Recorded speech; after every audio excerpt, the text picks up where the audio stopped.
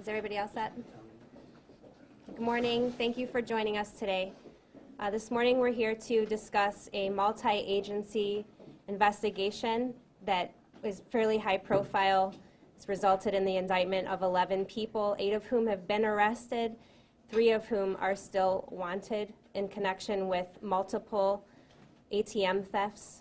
This is, again, a multi-agency investigation involving various law enforcement agencies from across Northeast Ohio. I'd like to welcome Prosecutor Tim McGinty, Safety Director Michael O'Malley from the City of Parma, along with Commander Gary Gingell, who will be speaking today on behalf of the Cleveland Division of Police. We'll have a brief Q&A following this, and then we'll be closing. Commander? Good morning. I'm going to talk to you a little bit about what happened yesterday operationally. Prosecutor McGinty will get into the indictment. It's a 74-count indictment engaging in a pattern of corrupt activity, amongst other things.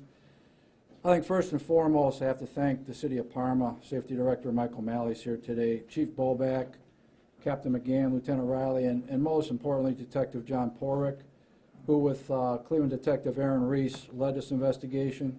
They did an excellent job. We always talk about partnerships, and this was a partnership that was a little different. It was dictated by the actions of the suspects. Where they hit, we accumulated another partner, whether it was Menor or Avon, Brooklyn, Strongsville, Parma. They hit a lot of them in Cleveland, and then they went outside the city. There were several arrests made along the way that contributed to our successes. Yesterday, we hit 4 locations, and we had our Cleveland SWAT team, and we had the SEB SWAT team, which is about 100 guys.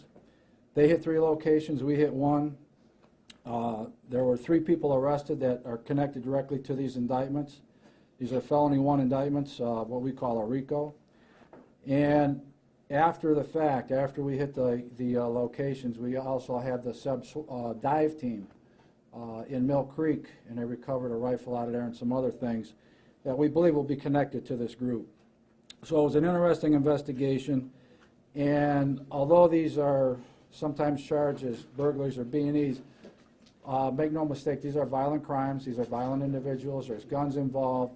There were more than 1 instance involved where they actually drove their cars or trucks or vans into the building that was occupied. So these are violent acts by violent people, and right now, we're moving forward, and we expect more charges to come. But I'm going to let Prosecutor McGinty speak to that. Any questions about what I just mentioned right there? Thank you. Thanks, Commander Gingell. I want to first give our congratulations to all the police departments who've worked together to solve a major crime spree and end a crime ring that has caused what we believe millions of dollars in damages and thefts to small businesses and communities throughout this region, mainly in Cuyahoga County, but beyond also. This effort has been led by CPD, Cleveland Police Department, individually Detective Aaron Reese and the Parma Police, working together as the leaders from the law enforcement side on this with Detective Porrick and assistance from many police officers in Cleveland and Parma. And they've recruited, as it went along, the help from each police department who was victimized and or would be victimized. So this is an unusual collaboration between many police departments that has paid off. I want to thank we have the Avon Police. They were victimized. Chief Bosley, the Menor Chief, and Captain Gunch, who are here today, the Strongsville Chief, Kovac, and all the Jackson Township, way down in Stark County, were victimized by the same group. The U.S. Marshals, Pete Elliott, and his crew assisted. The Highway Patrol just made another big arrest in this case over the weekend. Brooklyn Police, who were also victimized, joined this group also. Chief Milkey is here. Westlake Police, victimized. Captain Turner, I believe, is here. Macedonia Police, Chief Golden is sent his help. This is an unusual combination of people. We believe that between 50 and 100 ATM were stolen by these crash and rob and attack group. We believe that many of these, a large percentage of them, were committed by this crew that you see pictured here, who have been arrested and or indicted and soon to be arrested. There are more defendants expected beyond these 11 and subsequent superseding indictments we plan to present to the grand jury. We've presented you with some pictures of the 10 ATM crash robberies that we have charged. In this period, in this year and a half between the 50 and 100, a solid number yet to be determined of ATMs, robberies, and they graduated from hitting closed stores, which were basically B&Es, to open stores where there were clerks and customers, even more lives in danger. Their violence level increased. Weapons were used. They threatened people with a weapon, a Good Samaritan. I believe was it the Parma case? Yes. Detective Park, where the individual was a Good Samaritan citizen was following the van who had entered with taken the safe and found it into Cleveland, and they actually stopped, pointed the gun at the individual to back off and quit the chase. The police were soon there, and nonetheless, but they were graduating to higher levels of violence. In the Strongsville case, which just happened recently, the week before, they backed in. They did the usual method. They back in, and objects flew, almost hit one of the customers who was just in there buying cigarettes or something in the middle of the night at 4 or 5 in the morning, and he's almost hurt. And the clerks are in these stores. What their mode of operation was is a lot of planning. This is rather sophisticated. You see the 3 fellows on the top were the leaders. They had all been involved in these type of cases before. We know their history with Mr. Freeman, Mr. Spates, and Mr. Crum all began in 2011. Spates and Crum committed a B&E safe cracking in that year together, and so did Freeman and Spates in a separate one. They were arrested. Freeman and Spates did time. Crum got probation, and this all began 5 years ago with this group. Now they've been inconvenienced by prison sentences, and they were unavailable to work together at certain times. Spates has been convicted of sexual imposition, attempted RSP 1 year, robbery did 2 years, and RSP 1 year, CCW 1 year. Crum has had a B&E and a theft from their mutual safe job before that. He also faced federal charges in 2012. Mr. Freeman is done time for that same mutual safe cracking in 2011, and B&E and a couple other crimes after that. Virtually everybody on the board has a criminal history. Many of them are career criminals or soon to be. They work together in a crew. What happens is somebody plans the play or lick. Play is the term they seem to use. They scout it, they evaluate it, they look at where the ATM is, they obtain a car or a van, always a van, I shouldn't say a car, a van, always hours before, so it's not on the hot list, it's not really, no one's really looking for that. They may not even know it's stolen yet. The van, they have changed their desire of van. They've gone to a bigger van that crashes better, apparently. They need a van big enough to hold their crew. They get a crew together, various assemblies of the same people. They need 4 people, 3 or 4 people minimum to carry these heavy safes. They have a follow-up car. We have some of the follow-up cars on tape who belong to the individuals involved here. They back into at a planned angle into the ATM, attempting to knock the ATM off its bolts or roots there. They get out of the van or come in from their other vehicle, lift a heavy safe into the van and drive away. Now, there have been difficulties in some of it. The police are responding too quickly, or the van gets stuck, or there's been some problems, and they just evacuate, they just abandon and leave. And they've done that on occasion too, professionally, and leave. The last robbery that we know they did was the aggravated robbery in Strongsville. It took 85 seconds. By the time they crashed through the window, loaded the van, and left the lot. Fortunately, Strongsville police were very quick in their response and were there within 20 seconds of that, 25 seconds, and were able to engage in a chase that resulted in some arrests. Prior to that, another major break in the case was from the Menor police. Very alertly, a patrol officer working the night shift in the 4 a.m. area sees a van driving around, a large van, and seems to be checking out an area in a store, and he's wondering what is a large passenger van that carries 10 or 12 people doing in here and you know, in the middle of the night. It just doesn't make a lot of sense, and he clicked to these vans. These police departments have noted, Parma and CPD have notified all the other police departments to be on the lookout for this. The Menor police moved in, stopped the van, made some arrests, a couple escaped before they could actually hit their intended target in Menor, and a great deal of information was gained from that case and from the arrests and information. Several of these individuals have been suspects all along. We were waiting for enough information to put it together.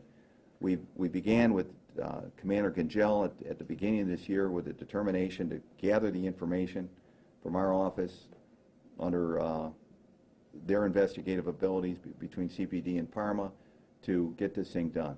And we're very proud of all these police departments working together. I'm particularly proud of the prosecutors who worked on this case. Sal Awadallah sitting in the back, who wouldn't come up front, and Ryan Bokash standing between the two lead detectives, Reese and Porek in this case, who've worked very hard on this case to bring it together. We had been greatly worried that somebody was going to get killed here. These guys drive recklessly after they steal their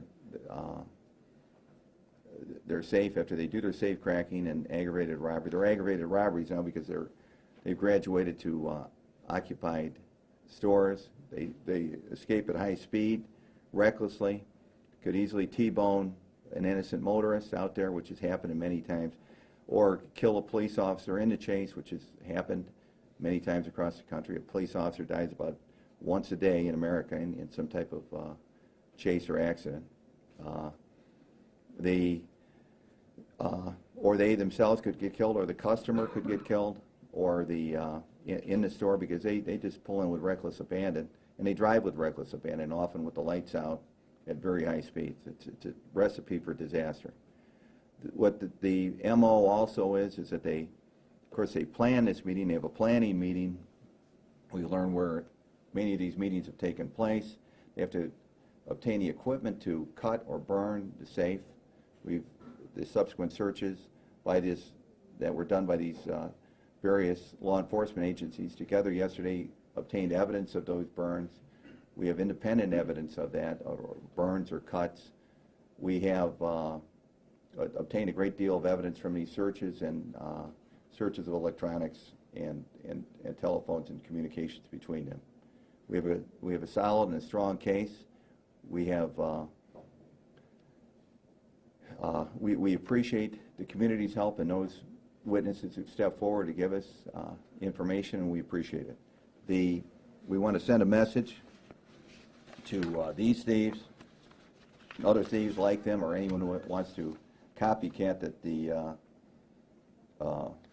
we will work together. We will, when we recognize a common problem, share information and leads very effectively, and we will find them. And they will do a lot of time. These guys face a century of time. And it's just these original 10 counts. I expect more counts. We already are aware of more information that worthy of indictment. For instance, the Jackson Township in Sarah County, we have more information for additional charges to be brought in that case just from this morning, but there are other cases also. We're going to bring more and more of these in. We hope this ends the majority of this crime spree and the danger it's posed to the public. This has been a great concern to all law enforcement to get this thing closed before somebody got killed. And I'm extremely proud of what law enforcement has done together. Next, I want to introduce Safety Director Mike O'Malley, and he's also going to be the next prosecutor to say a few words to the Department. This case demonstrates more than any other that crime is a regional issue. And it's through partnerships like the ones behind me that are going to solve these regional issues. And on behalf of Chief Bobeck from the City of Parma, we want to thank our partners in this case, in particular thank our own Detective Porak, Prosecutor Bokach, and Detective Reese from Cleveland's 3rd District for the remarkable job they have done in putting this case together. Most of these individuals today are looking at a minimum mandatory of at least 19 years in prison. I anticipate that that number will grow, but again, it's through partnerships throughout this region that this case was solved, and on behalf of Parma, we want to thank them for their participation. Thank you. Does anyone have any questions? Yeah, how many of these 10 did they actually extract the ATM machine? All of them. Commander, could we Yeah, at the acknowledge rate? which Well, are still? I might be incorrect in that. Yeah, 'cause they didn't get the one at the right, There's a right? couple they've abandoned and left. I don't know we've charged in those cases, though. Commander, what specifically budget did these guys?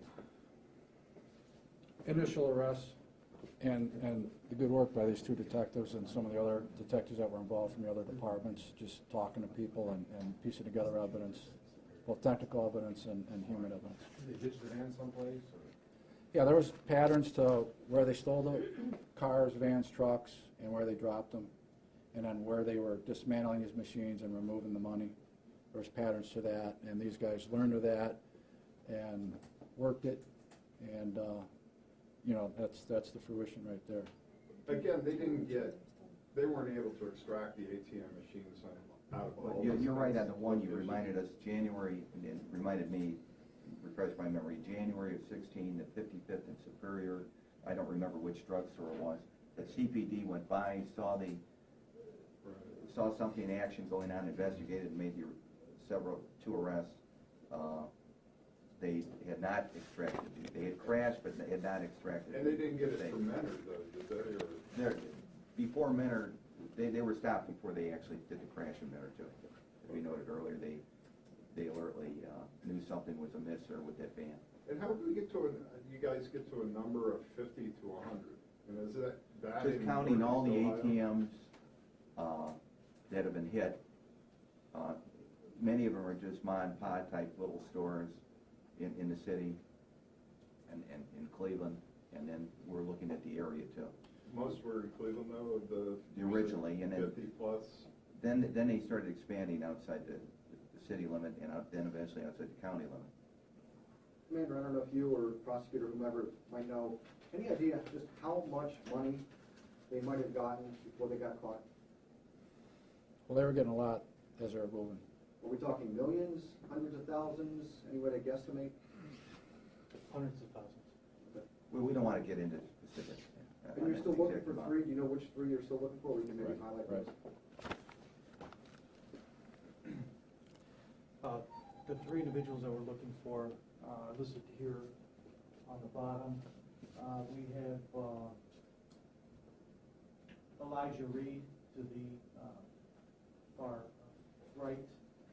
We have Earl Davis, and we also have Jarrell Williams right here. Those 3 individuals, there's outstanding warrants for the rest. Elijah Reed, Earl Davis, and Jarrell Williams. That's correct. One of the things to the original question there, relative to piecing this together, the unit within the county prosecutor's office that Sal Aladala runs, they're kind of global. They're dealing with all the communities in the area and some of the adjoining counties, and they actually get information about things that happen. They pass it to the detectives, and it helps the detectives then get with that city or that jurisdiction and link things together. So it's not only the detectives on the street, but it's actually some of the functions that are happening within Sal's group there that helped in this investigation. Did you recover any of the cash? No. Did you find any of the stolen machines? Yes. Where were they? They were found. Sir, would you come in behind the microphone, please? I should hear you. Parts and pieces of some of the stolen machines were found on Pratt Avenue during the search warrant yesterday. There were two homes that are Pratt, and one looked like it was abandoned. Was it an abandoned home? Correct. There was an abandoned home on Pratt Avenue next to the occupied residence where some of the offenders were residing. In that abandoned home, we got information that there were parts and pieces of the crimes. So we decided to conduct a search warrant there as well. What made it so hard to catch this ring? I mean, it seems like it's been a 5-year investigation, but they've been wrapping up, 2 or 3, maybe even more every week. What made it so hard for police to track these guys down? Well, because they weren't always working together at the same time. These individuals were utilizing other friends within the community to commit some of these acts. So it took us a while to piece together who the main individuals were. And then once we did that, then the case really came together. I'll just say to that these officers, these detectives have been working it for a few months, but again, through the county prosecutor's office, they're able to look at some of these crimes. There had been arrests made in several of them, over the course of the last few years, and people have went, as the prosecutor said, people have went to prison for that. But when they started looking at it kind of globally, whatever you want to call it, then they said, hey, that's when we brought in the RICO and the corrupt activity, because we realized it was this core group of guys that were continually involved. They were the common denominator. So they worked that for the last few months, that end of it. Were they targeting stores where the ATM was near where they could smash through? Was that eventually the way they were going? That's correct. Okay, I think you guys all have or will be getting a copy of the